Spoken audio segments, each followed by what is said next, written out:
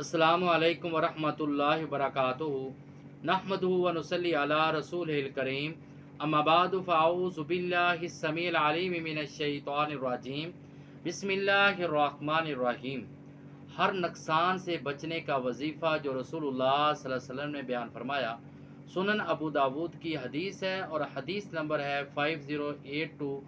रसूलुल्लाह सल्लल्लाहु अलैहि वसल्लम ने फरमाया कि जो आदमी सुबह और शाम 3 मरतबा सूरतुल अखलास और मुअव्वज़तैन यानी सूरतुल नास और सूरतुल फलक 3 3 मरतबा पढ़ता है, वो हर चीज़ के नुकसान से महफूज रहेगा। तो लिहाजा ये हमें अपनी ज़िंदगी का मामूल बनाना चाहिए।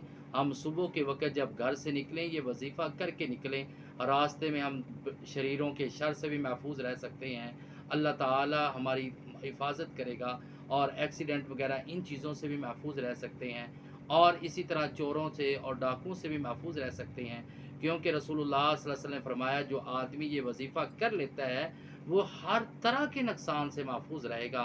तो लिहाजा सुबह और शाम हमें मामूल के साथ 3 मरतबा सूरत अखलास, 3 मरतबा सूरतुल फलक और 3 मरतबा सूरतुल नास पढ़नी चाहिए, ताकि हम हर नुकसान से बच जाएं।